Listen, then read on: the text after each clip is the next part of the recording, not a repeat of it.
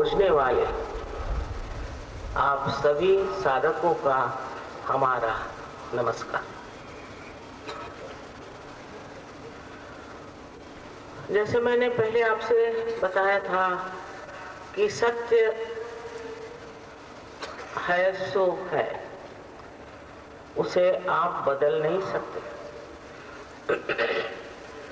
उसको आप वर्णित भी नहीं कर सकते,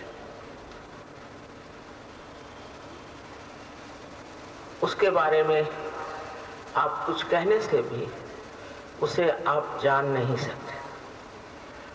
किताबों को पढ़ के भी आप सत्य को जान नहीं सकते। हाँ, इशारा जरूर हो सकता है कि सत्य क्या है।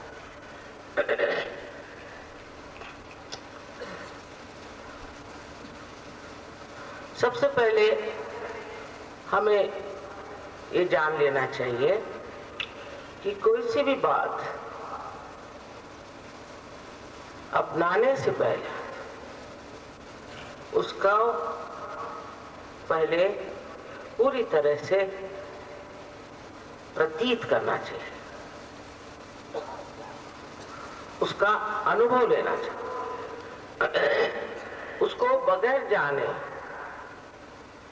अगर आप सिर्फ आंख मूंद के उसमें उतर आए तो वो भी बेकार है, और उसको अंधे जैसे आप गलत सलत कुछ कहते रहे तो भी वो व्यर्थ है।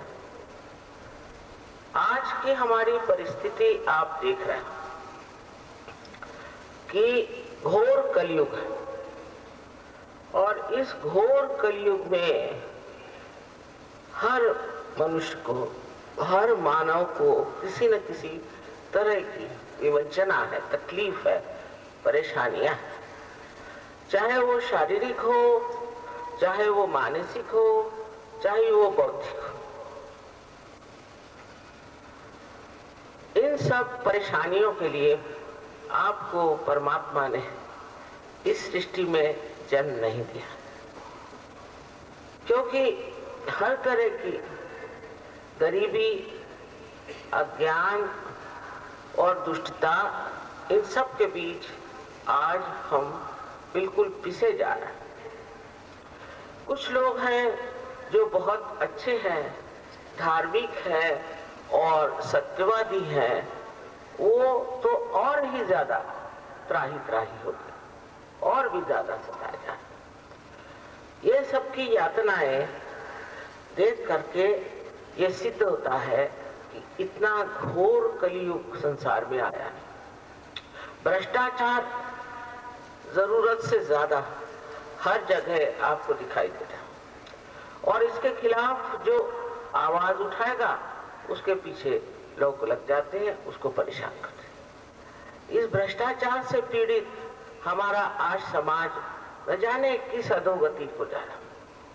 अब कोई कहेगा कि इसमें हम जो पैसे की लालच में पैसों के पीछे भागते हैं, जो हमारे अंदर पैसों ही के संस्कार आ गए हैं, उससे ये खराबी आई है, ऐसा सोचना भी गलत है।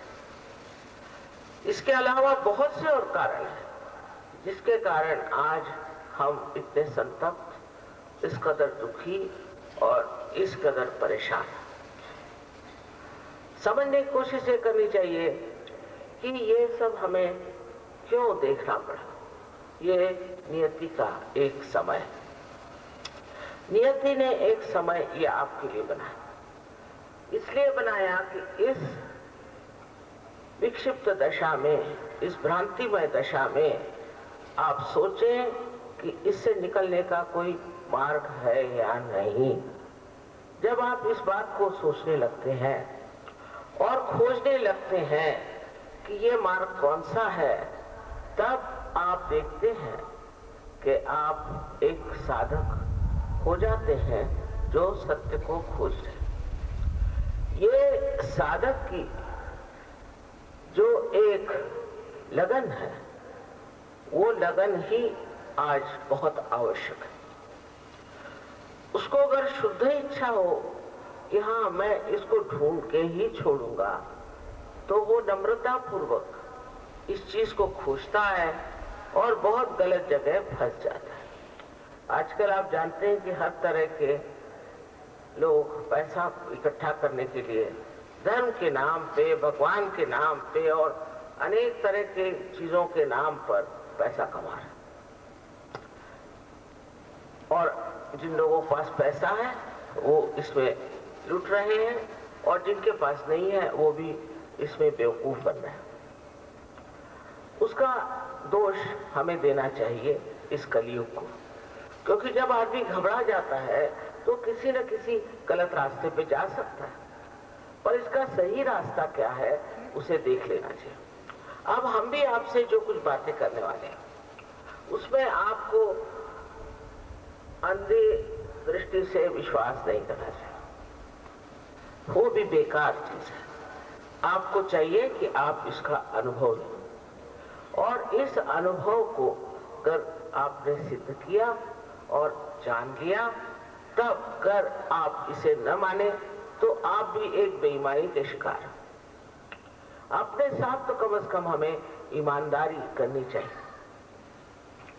और आजकल जो बहुत दिशा भूल करने वाले लोग निकले हुए हैं वो हमेशा लोगों को गलत रास्ते पे डालने की कोशिश करेंगे, और ये दिशा भूल करके ही वो कुछ न कुछ अपने को सबका प्रतिनिधि समझते हैं और उन्होंने एक मंच अपना तैयार कर लिया। ऐसे लोगों से बच के रहना चाहिए, क्योंकि इन लोगों ने आज तक किसी की भलाई की नहीं, सिवाय इसके इसका विरोध कर, उसका विरोध कर, इसको करो, उससे कोई फायदा होने नहीं।